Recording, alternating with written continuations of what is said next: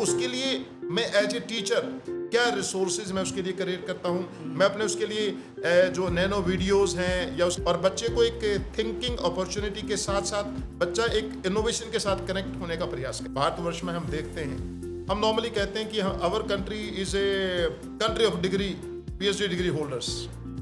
ये ना हो कि हमारे पास ये होना चाहिए कि आपके जो PhD का इम्पैक्ट क्या है, ये आपके ट्रेडिशनल जो आपकी एजुकेशन सिस्टम में क्या मुमकिन था, नहीं था, कि यूसेज क्या है, उसकी रेलिवेंस क्या है, इन चीजों के साथ लेके चलेंगे तो बच्चा समझेगा कि ये सब्जेक्ट मेरे लिए क्यों जरूरी है। नमस्कार और स्वागत है आपका DPG यूनिवर्स के खास सेगमेंट में। मैं हूं आपका होस्ट शौकीन खान और आज हमारे साथ बहुत ही खास शख्सियत हैं जिनका शिक्षा और टेक्नोलॉजी के क्षेत्र में योगदान बहुत ही प्रेरणादायक रहा है। हमारे साथ हैं डॉक्टर नसीब सिंह गिल, जो MD यूनिवर्सिटी रोहतक के department of computer science and applications में सीनियर प्रोफेसर हैं और सर MDU के डिजिटल लर्निंग सेंटर के डायरेक्टर हैं और साथ ही centre for distance and online education के भी डायरेक्टर हैं। एकेडमिक बैंक ऑफ क्रेडिट्स के सर नोडल ऑफिसर हैं। सर, स्वागत है आपका DPG यूनिवर्स के इस खास सेगमेंट में। थैंक यू शौकीन। तो सबसे पहला सवाल सर, मैं आपसे ये पूछना चाहूँगा कि आपने 35 साल से ज़्यादा टीचिंग और 28 साल से ज़्यादा रिसर्च में बिताए हैं। आपने एजुकेशन में टेक्नोलॉजी को इवोल्व होते हुए करीब से देखा है, यानी चेंजेस जो हुए टेक्नोलॉजिकली वो आपने बहुत करीब से देखे हैं, तो आप उनके बारे में क्या कहना चाहते हैं? देखिए शौकीन जी, सबसे पहले तो मैं ये बताना चाहूँगा कि जो भी हमारा एक एजुकेशन का जो एवोल्यूशन है, अगर समय के साथ हम देख रहे हैं कि हमारे जो भी स्टेक होल्डर्स हैं उनका हमारे पास आपका टीचिंग लर्निंग, जो उनकी शिक्षा दीक्षा, हमारे पास बच्चों को हम एज ए शिक्षक उनको हम कैसे देते हैं और बच्चा किस ढंग से समझता है, तो ये बहुत ज़रूरी है कि समय के साथ अगर आपकी एक टीचिंग लर्निंग प्रोसेस में अगर हम टेक्नोलॉजी का यूज़ नहीं करते हैं कि उस लर्निंग को इफ़ेक्टिव बनाने के लिए, तो कहीं ना कहीं ये मान के चलेंगे कि एक उसके साथ बच्चे के साथ उस ठीक ढंग से न्याय नहीं होगा। एक कोई सब्जेक्ट पढ़ाना है, अगर सब्जेक्ट पढ़ाने के लिए अगर मैं एज ए टीचर अगर मैं उस पर बोर्ड पे कुछ चीज़ें लिख रहा हूँ, अगर उस चीज़ को मैं सपोर्ट एक अपनी एक विजुअलाइजेशन के माध्यम से, एक पिक्चर्स और डायग्राम्स के माध्यम से, अगर मैं एक डिजिटल रूप में अगर उससे कुछ बच्चे से शेयर करता हूँ, वो हमारी उस लर्निंग को इफ़ेक्टिव बना सकते हैं। तो निस्संदेह ये चीज़ नहीं है कि अगर हम पिछले दशकों में आप देखेंगे, समय के साथ जो टेक्नोलॉजी का जो आपका विकास हुआ है और जो टीचिंग लर्निंग प्रोसेस के अंदर जो एक नई नई तकनीकें आई हैं और जो हमारे शिक्षकों ने उसको अडॉप्ट किया है, तो आपकी एक टीचिंग लर्निंग काफ़ी इफ़ेक्टिव हुई है, जो कि आने वाले समय में और भी ज़्यादा इफ़ेक्टिव हो ताकि बच्चे का उसका सही उसको फ़ायदा मिल सके। ये बहुत ज़रूरी है। दूसरा सवाल सर मेरा आपसे ये रहेगा कि आप डिजिटल एजुकेशन इनिशिएटिव्स में एक्टिवली जुड़े हुए हैं, जैसे स्वयं, ARPIT और ऑनलाइन एजुकेशन प्रोग्राम्स। आपके अनुभव से अगर मैं जानना चाहूँ कि ऑनलाइन लर्निंग से क्या फ़ायदे हैं और क्या चैलेंजेस फेस करने पड़े एज ए टीचर और स्टूडेंट्स को भी, तो उसके बारे में आप क्या कहना चाहेंगे? देखो, इस कड़ी में मैं आपको ज़रूर ये मैं शेयर करना चाहूँगा कि रिसेंटली हमने प्रीवियस ईयर्स में 2019-20 में कोविड-19 का एक जो क्राइसिस है, कोविड-19 एक तरह से एक रिवोल्यूशन हुआ ऑनलाइन, अगर हम बात करें टेक्नोलॉजी का भी। खासकर भारतवर्ष में अगर इसका इम्पैक्ट आप देखने को अगर आप उसको थोड़ा सा असेस करना चाहोगे, तो वास्तविक रूप में एक सही मायने में जो हमारे टीचर्स ने, जो हमारे बच्चों ने उस चीज़ का जो यूज़ किया, वो इस दौरान बहुत अच्छे से किया। मैं इसके लिए मैं ये बताना चाहूँगा कि आपका 2017 में गवर्नमेंट ऑफ इंडिया एक इनिशिएटिव लेके आया कि जिसको हम डिजिटल इनिशिएटिव के नाम से हम जानते हैं, कि आपका उसको बोला गया 17/17 एक्शन प्लान। इसका मतलब ये था कि हमारे पास 17 ऐसे इनिशिएटिव लिए थे कि आपके जो 2017 में शुरू किए गए। और उस कड़ी में ये बताना चाहूँगा, सपोज मैं एक शिक्षक हूँ, मेरा अपना एक जो सब्जेक्ट आपके स्पेसिफिक है, मैं अपने मास्टर्स कोर्स या जो दूसरे अपने स्टेक होल्डर के साथ में एक सब्जेक्ट मैं साझा कर रहा हूँ और उनको मैं टीच करता हूँ।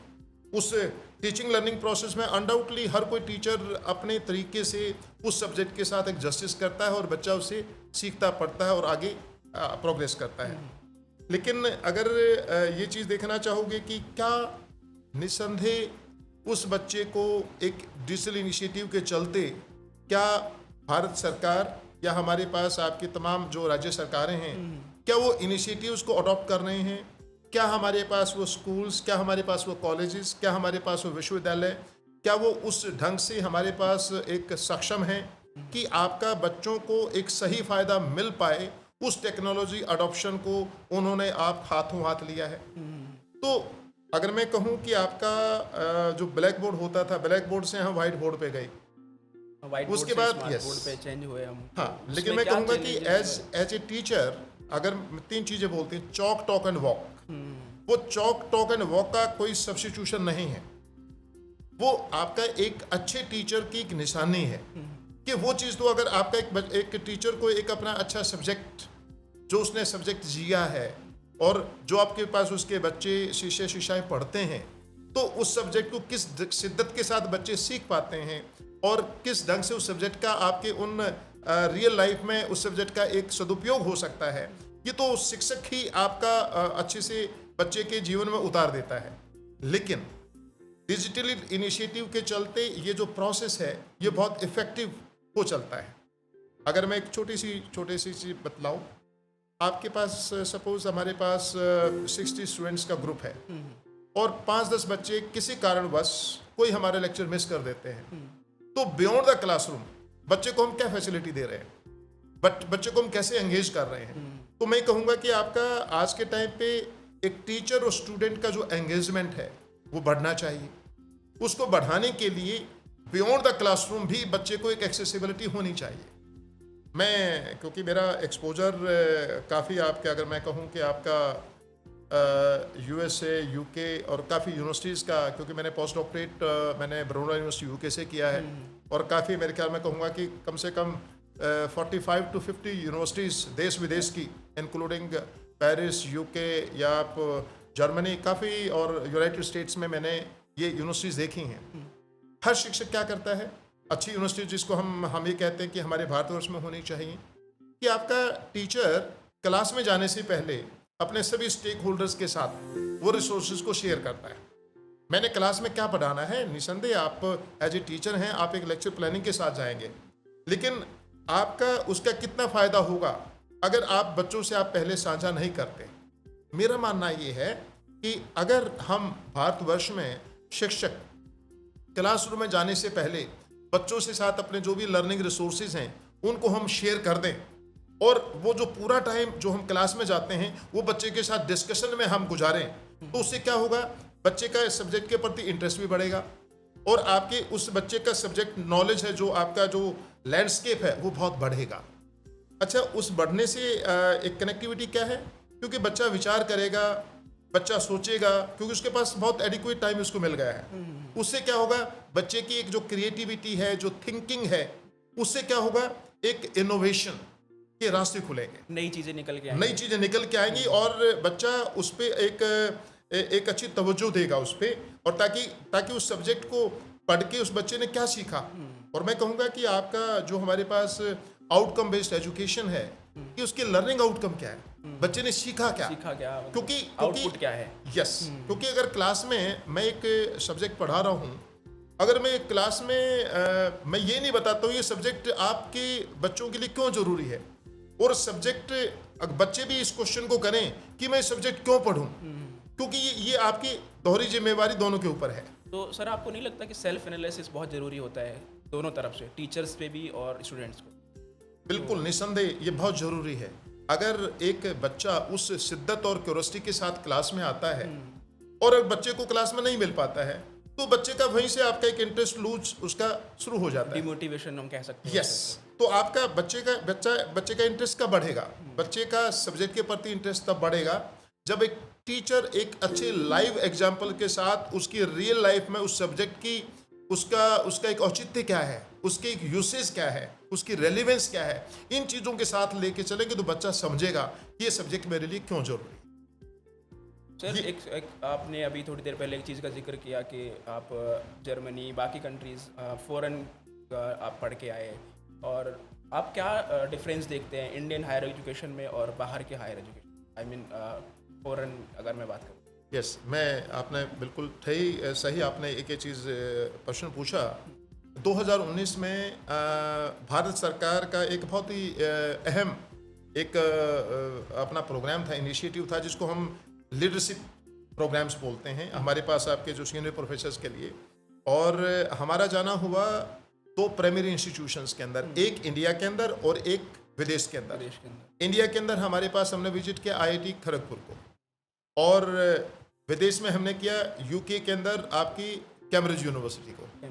तो इन दोनों जो टॉप इंस्टीट्यूशन है अपने अपने देश की, उन इंस्टीट्यूशन में क्या चीज़ हमें देखने को मिली और क्या हमने सीखा, क्योंकि उसका आपका उस लीडरशिप प्रोग्राम का पर्पज़ ही यही था कि हमारे भारतवर्ष में जो एक एजुकेशन लीडरशिप है वो किस तरह की होनी चाहिए, किस तरह से हमें इनिशिएटिव लेनी चाहिए। तो मैं आपको ये बताना चाहूँगा कि हम फिलहाल जो कई बार लगता है कि हम डिग्री होल्डर्स पैदा कर रहे हैं, हमें डिग्री होल्डर्स पैदा ना करके हमें उन चीज़ों पे ध्यान देने की ज़रूरत है कि ऐसे कौन से सब्जेक्ट, ऐसी कौन सी स्ट्रीम्स जहाँ पे एक बच्चा अपनी शिक्षा ग्रहण करे और एक प्रोफेशनल और आपकी एवरीडे लाइफ में समाज को उसका फ़ायदा हो।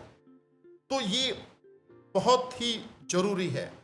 अगर आप एक स्कूल के बच्चे को देखोगे, अगर सिंपल अगर आंकड़ों की बात करते हैं तो हमारे भारतवर्ष में करीब करीब 1113 यूनिवर्सिटीज़ हैं। अगर मैं कॉलेज की बात करूं तो करीब करीब 53,650 के करीब कॉलेजेस हैं जो हमारे पास एक हायर एजुकेशन को कैटर करते हैं। इंस्टीट्यूशन की कमी नहीं है, बट कहीं ना कहीं हम स्किल में और इन सब में लैग कर रहे हैं।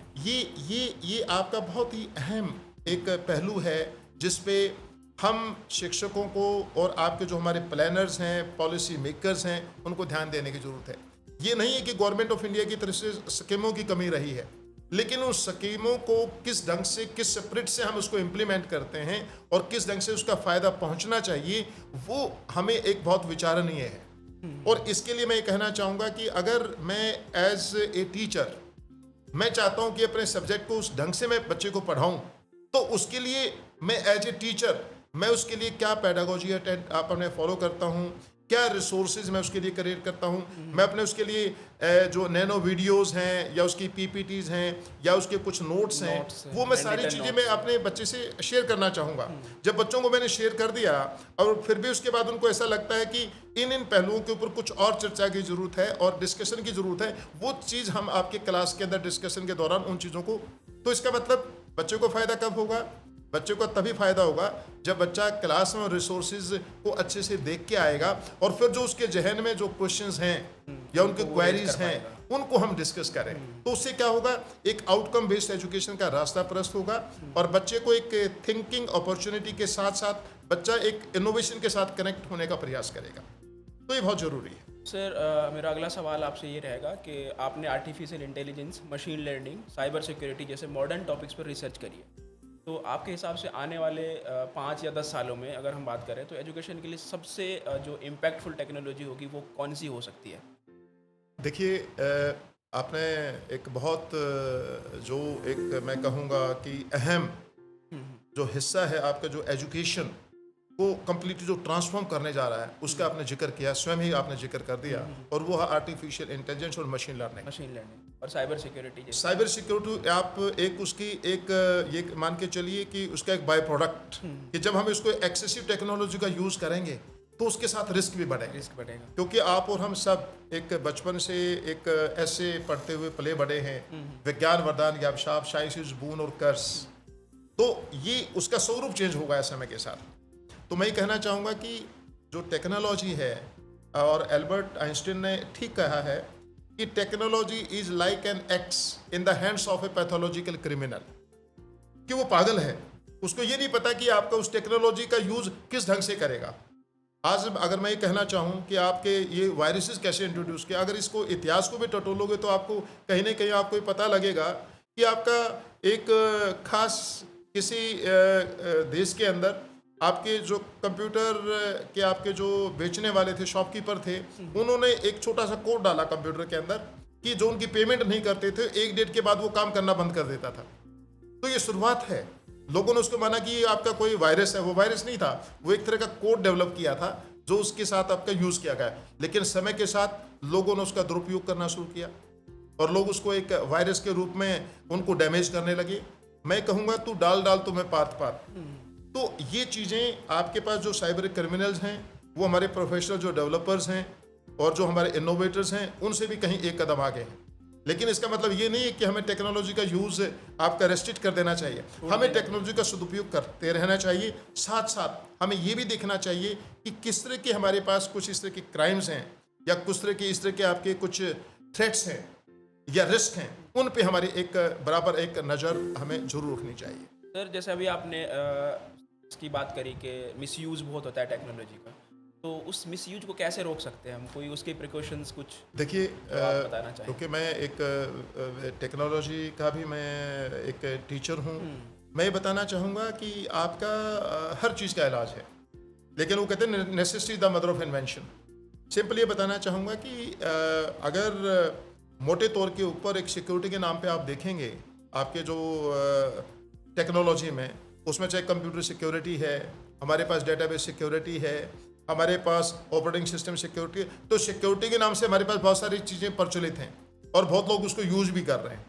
लेकिन आज के टाइम के ऊपर जब हम इस चीज़ को देख रहे हैं कि हमारी इस भागती दौड़ती ज़िंदगी के अंदर बहुत सारी इस तरह की डिसरप्टिव टेक्नोलॉजीज़ हमारे पास आ रही हैं, और जो हमारे पास एक सामाजिक परिवेश है या आपके जो एक हमारी सोसाइटी है, उसमें एक बहुत अमिट छाप या उसका एक गहरा प्रभाव समाज के अंदर छोड़ रही हैं, तो निसंदेह आप और हम सब का ये दायित्व बनता है उस टेक्नोलॉजी का ठीक ढंग से यूज हो, उसका कोई दुरुपयोग ना कर पाए। तो हमारे पास जो जो भी मेजर्स हैं, काउंटर मेजर्स, उसको हमें अडॉप्ट करने की जरूरत है। आपने जो एक पहला प्रश्न उससे पहले किया, मैं आपको ये बतलाना चाहूँगा कि आर्टिफिशियल इंटेलिजेंस और मशीन लर्निंग आने वाले समय में, चाहे वो एजुकेशन का क्षेत्र हो, चाहे हमारे पास उद्योग का क्षेत्र हो, चाहे मैं कहूँगा कि कोई भी वॉक ऑफ लाइफ हो, ये हर चीज़ों को एक रीडिफाइन करने की क्षमता रखता है। अब मैं अगर ये कहूँ कि artificial intelligence as a subject, आज से अगर मैं कहूँ 37-38 साल पहले मैंने भी अपना पंजाब यूनिवर्सिटी चंडीगढ़ का जब मैं छात्र रहा, वो ये सब्जेक्ट मैंने तब भी पढ़ा था, आज भी हम बच्चों को पढ़ा रहे हैं, लेकिन इसके मायने बहुत चेंज हो गए हैं समय के साथ।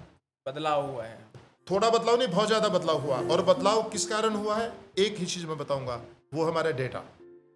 क्योंकि डेटा जिस ढंग से इवॉल्व हुआ, डेटा साइंस जिस ढंग से हमारे पास एक इवॉल्व हो रही है, तो आज के टाइम पे हम ये कहते हैं data is the new oil और artificial intelligence is the new electricity.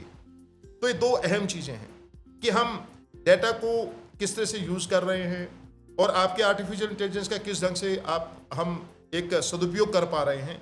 तो ये बहुत अहम चीज़ है जो हमें देखने की ज़रूरत है।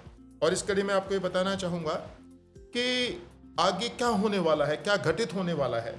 अगर इस चीज़ की प्रेडिक्शन अगर हम पहले ही कर लें, तो मेरे ख्याल में बहुत अच्छे सकारात्मक हम कदम उठा सकते हैं। अगर मैं कहूँ कि आपका कोविड-19 क्राइसिस की बात करें, अगर आपको उस दौरान आपको ध्यान हो, कोवैक्सीन और कोविशील्ड आपकी हमारे पास उसके लिए वैक्सीन बनाए, कितना समय लगा। लेकिन आज के टाइम पे भगवान ना करे इस तरह की कोई हमें इस तरह की स्थिति का सामना करना पड़े, आप ये मान के चलें कि आज के टाइम पे क्वांटम कंप्यूटिंग भी साथ साथ इवॉल्व हो रही है। क्वांटम कंप्यूटिंग के चलते वो जो जितना समय उस आपकी इन जो वैक्सीन्स को बनाने में लगा, मैं कहूँगा वो घट के बहुत चंद दिनों में या घंटों में सीमित रह सकता है। ये भी अपने आप में बहुत ज़रूरी है। तो मैं कहूँगा कि क्वांटम कंप्यूटिंग जैसी इस तरह की जो टेक्नोलॉजी, जब हमारे पास IBM कंपनी है, गूगल है, उसके हमारे पास एटॉमिक कंप्यूटिंग है, उसके पास university of science and technology China है, ये लोग बहुत काम कर रहे हैं हमारे इसके ऊपर, क्वांटम कंप्यूटिंग के ऊपर। तो क्वांटम कंप्यूटिंग के चलते और हमारे पास नई हमारे पास आर्टिफिशियल इंटेलिजेंस और मशीन लर्निंग जैसे हमारे पास इस तरह की जो तकनीकी का यूज करके हम एक प्रेडिक्शन बहुत अच्छे से कर सकते हैं, जिसका हमें फ़ायदा मिल सकता है। एज ए टीचर अगर मैं कहूँ कि अगर आज के दिन चैट GPT की हम बात करते हैं, डीप सीक की बात करते हैं, क्या हमारे लिए कंटेंट्स क्रिएट करके नहीं देता? देते हैं। बच्चे को अगर ये कहेंगे मुझे एक काउ का ऐसे लिख के दो, आप ये कहोगे मुझे 10 मिनट का मेरे पास एक डिस्क्रिप्शन, मेरे नोट्स बना के दो, हमारे पास आराम से बना लेते हैं। लेकिन सबसे इम्पोर्टेंट क्या है, ये आपका कंप्लीट रिप्लेसमेंट नहीं है, ये उसको एक सपोर्ट और असिस्ट करने का तरीका है। एज ए टीचर अगर मैं अपने एक सब्जेक्ट को पढ़ा रहा हूँ तो मैं अपने अच्छे हैंडआउट्स, अपनी पीपीटी, हमारे नोट्स बना सकता हूँ, लेकिन उनको परफेक्ट करने की, उसको क्यूरेट करने की जिम्मेवारी मेरी है। उनको अगर मुझे लगता है कि हाँ, यहाँ पे इन पे एग्जाम्पल्स की कमी है, इस चीज़ों में कुछ चीज़ें और डालने की जरूरत है, वो एज ए टीचर मुझे करनी ही होंगी। हम हेल्प ले सकते हैं बट Yes. डिपेंड नहीं हो सकते। ये कंप्लीटली डिपेंडेंट, इसलिए मैंने आपको बताया कि आपका ऑनलाइन एजुकेशन सब्स्टिट्यूशन नहीं है। ऑनलाइन एजुकेशन हमारे पास एक सप्लीमेंट्री एक तरीका हो सकता है जो हमारे टीचिंग लर्निंग को इफेक्टिव बनाने का काम करेगा। जो हमारे पास बच्चा एक सब्जेक्ट की जो उसकी जो आपकी उसकी एक नॉलेज डोमेन है, या उसमें एक बच्चे की जो सोच है सब्जेक्ट स्पेसिफिक, वो इससे निस्संदेह बढ़ेगी। और वो बढ़ेगी तो बच्चे में, आप ये जरा सोचिए, आप आज के टाइम पे सबसे भारी जो कमी है वो इनोवेशन की है, कि बच्चा विचार नहीं कर रहा है। अगर मैं कहूंगा कि हम ये कहेंगे कि for everything we are going to ChatGPT, we are going to Google, we are going to DeepSeek, we are going to Sora tool, we are going to Devin tool, ये मैंने सारे tools के नाम बता रहा हूँ जो आज के टाइम पे आपके विकसित हो चुके हैं। लेकिन क्या मैं या हमारे बच्चे सोचना बंद कर देंगे? अगर वो सोचेंगे नहीं, अगर आपके क्रिएटिव नहीं होंगे, तो ये चीज बनाने वाला कौन होगा? ये भी एक विचारणीय चीज है। एआई, आर्टिफिशियल इंटेलिजेंस ह्यूमन ने ही बनाई है, हम लोगों ने ही बनाई है। Yes. तो अगर हम सोचना बंद कर देंगे तो इन पे फिर वर्क कौन करेगा? यस, ये आपका बहुत जरूरी है कि हमें आपकी जो शिक्षा का जो प्रसार है, हमारे पास टीचिंग लर्निंग है, उसको इफेक्टिव बनाने के लिए, और एक आपका एक हमारे एनईपी 22 माने हम नेशनल एजुकेशन पॉलिसी उस पे अभी 2020 एक का जो बात मैंडेट करेंगे। भी यही है। हाँ। अगला सवाल मेरा आपसे ये है कि सर आपने 30 से ज़्यादा पीएचडी स्कॉलर्स को गाइड किया है, 400 से भी ज़्यादा आपने रिसर्च पेपर्स पब्लिश किए हैं, तो आप अब यंग जो रिसर्च स्कॉलर्स हैं उनको क्या सलाह देना चाहेंगे? मैं जहाँ तक आपकी रिसर्च की बात है, मैं आपको मैं अपना स्वयं का एक उदाहरण लेके आपको बताता हूँ कि मैंने विश्वविद्यालय में 1990 में ज्वाइन किया। I was one of the founder members of the department, जब डिपार्टमेंट एस्टेब्लिश हुआ एमडी यूनिवर्सिटी में। I am the founder member, one of the founder member. मेरे अपने दूसरे वरिष्ठ साथी प्रोफेसर राजेंद्र सिंह मेरे साथ थे, हमने इकट्ठे हमने ज्वाइन किया था एज ए टीचर। जब तो हमने आपकी we were only simple masters plus हमारे पास डिप्लोमा कोर्स हमने किया था, पीएचडी डिग्री हमारे पास थी ही नहीं। पीएचडी डिग्री मैं आपको बताना चाहूँगा क्योंकि डिपार्टमेंट ही हमारे यूनिवर्सिटी में पहले एस्टेब्लिश हुआ। कुरुक्षेत्र यूनिवर्सिटी, पुरानी यूनिवर्सिटी, उसमें भी कोई पीएचडी कंप्यूटर साइंस नहीं था। तो हमारे पास एक गाइडेंस की, हमारे पास ये मान के चलो स्कार्सिटी थी, हमारे को गाइडेंस कहाँ से लें? हमारे आपके उस टाइम के विभागाध्यक्ष होते थे प्रोफेसर डीआर तनेजा, तो उन्होंने एक सुझाया कि आपके professor PS Garor of Delhi university, जो हमारे मेंटोर थे हमारे डिपार्टमेंट को एस्टेब्लिश करने में, उसको बिल्कुल उंगली से पकड़ के उसको चलना सिखाने वाले बहुत बड़ा योगदान रहा है। तो उनके जॉइंट सुपरविजन में प्रोफेसर पीएस गरोवर और प्रोफेसर डीआर तनेजा की एक साझी आपके जो जॉइंट एक सुपरविजन में हमने पीएचडी किया। और अगर मोटे तौर पे आप ये देखेंगे, उन दिनों का जो समय था, हमें दिल्ली यूनिवर्सिटी की लाइब्रेरी में जाना, हमारी लाइब्रेरी में रिसोर्सेज की कमी होना, हम बस में अपना ट्रैवल करते थे क्योंकि रिसोर्सेज की कमी थी, हमारे पास आपके जो बड़े सीमित संसाधन थे। आज के टाइम पे अगर मैं कहूँ, आज के टाइम पे आपका जो स्कॉलर है, they are blessed with all facilities. हमारे पास टेक्नोलॉजिकली भी देखें तो बहुत सारी फैसिलिटी आपकी जर्नल्स की हमारे पास उनकी इतनी भरमार उनकी एक्सेस है, वो चाहे स्प्रिंगर का हो, एल्सेवियर का हो, IEEE का हो, ACM का हो, उनका सब्सक्रिप्शन है, वो इजीली डाउनलोड कर सकते हैं, रिसोर्सेज को एक्सेस कर सकते हैं, उनके पास लैपटॉप और डेस्कटॉप की फैसिलिटी है। तो आपका जो आज की जो जनरेशन में जो रिसर्च स्कॉलर है, तो किसी यूनिवर्सिटी का, किसी इंस्टीट्यूशन का हो, तो ये आम फैसिलिटीज़ हैं। लेकिन आप सिर्फ एक ही चीज़ मैं कहना चाहूँगा रिसर्चर्स के लिए कि we should believe in quality work. हमें आपका प्लेगरिज्म से बचना चाहिए, अपना खुद का स्वयं का काम करना चाहिए, चाहे थोड़ा काम। तो आपका अगर हम मेहनत करेंगे तो आपका निस्संदेह बच्चे बहुत अच्छा काम करेंगे। लेकिन एक चीज़ जरूर कहना चाहूँगा, जो एक मोटे तौर पे हम भारतवर्ष में हम देखते हैं, हम नॉर्मली कहते हैं कि our country is a country of degree, PhD degree holders. ये ना हो कि हमारे पास ये होना चाहिए कि आपके जो PhD का इम्पैक्ट क्या है, जो हमने काम किया, जो PhD डिग्री ली, उसका एक समाज में और हमारे देश के लिए या विदेश के लिए या वर्ल्ड वाइड उसका इम्पैक्ट और उसकी यूटिलिटी और आपकी यूजफुलनेस क्या है। अगर वो यूजफुलनेस अगर उसे कनेक्ट करते हैं तो आप ये मान के चलते हैं कि आपके जो पेटेंट हम आपका एक पब्लिश करते हैं, जो ग्रांट होते हैं, तो उन पेटेंट्स के बदौलत ही हम बहुत कुछ अर्न कर लेते हैं। तो इस चीज़ पे फोकस होना हमारे पास, जो हमारे स्कॉलर्स के लिए मैं जरूर संदेश देना चाहूँगा कि अगर वो कोई शॉर्टकट नहीं है काम के लिए, पीएचडी के लिए, सिर्फ एक ही मंत्र है, hard work and hard work. तो इसके साथ ही बच्चा निस्संदेह बहुत ऊंचाइयां छू सकता है, बहुत अच्छे काम कर सकता है, और हमारे बहुत सारे मेंटर्स और सीनियर लोगों ने ये करके दिखाया है। हम भी उन्हीं को फॉलो करते हुए आगे बढ़ रहे हैं, और कोशिश है हमारी जो नई जनरेशन, जो हमारे स्कॉलर्स हैं, वो भी इसी कड़ी में हमारे साथ उस जर्नी का हिस्सा हैं, और निस्संदेह वो भी एक अच्छा काम करके दिखाएंगे आने वाले समय में, ये हमें पूरी उम्मीद है। सर, NEP 2020 अभी आपने जिक्र किया थोड़ी देर पहले, एकेडमिक बैंक ऑफ क्रेडिट्स और डिजिटल लर्निंग जैसे इनिशिएटिव से आने वाले समय में इंडियन हायर एजुकेशन कैसा दिखेगा? देखिए, NEP 2020 अपने आप में एक बहुत बड़ी अपॉर्चुनिटी लेके आया है हमारे युवाओं के लिए। मैं सबसे पहले एक छोटा सा उदाहरण देना चाहूँगा, जिससे आपको एक NEP 2020 की खूबसूरती का आपको एहसास हो जाएगा। सपोज मेरी क्लास में 60 स्टूडेंट्स हैं। हमारे पास पहले ट्रेडिशनल सेटअप में क्या होता था, सब बच्चों की एक तरह की DMC, एक तरह की डिग्री। लेकिन मेरा अब ये कहना है कि NEP 2020 के चलते सभी के सभी 60 बच्चों की डिग्री बिल्कुल अलग हो सकती है। सब्जेक्ट्स भी अलग हैं। यस, अब डिफरेंट और डिसिप्लिन्स पढ़ रहे हैं अभी। यस, अब वो क्यों अलग हो सकती है, उसके पीछे कारण है। कारण क्या है कि एक कोर्स में क्या खूबसूरती होनी चाहिए कि उस कोर्स के लिए डिसिप्लिन स्पेसिफिक कोर्सेज कौन से हैं, उसमें एबिलिटी एनहांसमेंट कोर्सेज कौन से हैं, उसके अंदर वैल्यू एडेड कोर्सेज कौन से हैं, उसके अंदर माइनर कोर्सेज कौन से हैं, उसके बाद मल्टी डिसिप्लिनरी कोर्सेज कौन से हैं। मोटे तौर पे मान के चलो कि हर सेमेस्टर में मेरे ख्याल में 20 से लेके 22 क्रेडिट तक की हमारे पास एक सेमेस्टर होता है। तो मान के चलिए अगर 3 साल की डिग्री है तो आपके 66 के आसपास हो जाएंगे, या 4 साल की डिग्री है 84 या 88 के आसपास हो जाएंगे, और 2 साल की डिग्री है तो हमारे पास आपका करीब करीब 44 के आसपास हो जाएंगे।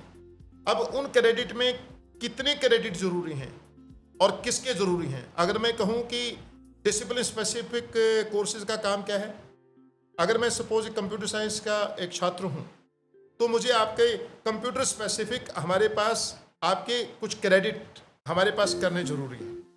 लेकिन अगर मेरी इच्छा ये है कि मैं इसके अलावा मेरे फॉर एग्जांपल मेरा इंटरेस्ट जर्नलिज्म मास कम्युनिकेशन में है, या मेरा इंटरेस्ट लॉ में है, या मेरा इंटरेस्ट फार्मास्यूटिकल साइंसेज में है, तो क्या मुझे बांध दिया जाए कि मैं वो कोर्स ना ले सकूं? NEP 2020 आपको फ्लेक्सिबिलिटी देता है कि मेरा इंटरेस्ट कुछ है, आपका इंटरेस्ट कुछ है, दूसरे छात्रों का इंटरेस्ट कुछ है, वो अपनी चॉइस के हिसाब से डिसिप्लिन स्पेसिफिक कोर्सेज तो वो होंगे, उसके अलावा जो मैंने बताए मल्टी डिसिप्लिनरी, माइनर, एबिलिटी, ये सारे के सारे कोर्सेज अलग हो सकते हैं। और ये आपके जो कोर्सेज हैं, अब आप कहोगे कि सर मेरा इंटरेस्ट तो फोटोग्राफी में है, अब मैंने आपका, अब फोटोग्राफी भी आज के टाइम पे कहोगे कि आपका डिजिटल कैमरा, आपकी उसकी एनिमेशन, मल्टीमीडिया इफेक्ट्स उस चीज़ के लिए जरूरी है, उसके लिए तो मुझे डिसिप्लिन स्पेसिफिक कोर्सेज पढ़ने पड़ेंगे।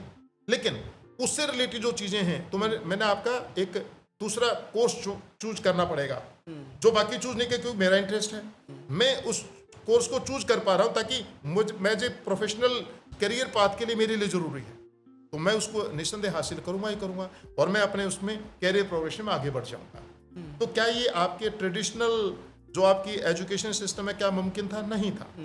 तो इस वजह से क्या हुआ कि आज के टाइम पे बच्चों को, हम पहले कहते थे कि आपका टीचर सेंट्रिक एजुकेशन है, आज के टाइम पे मैं कहूँगा कि आज की जो एजुकेशन आपकी NEP 22 है स्टूडेंट सेंट्रिक है।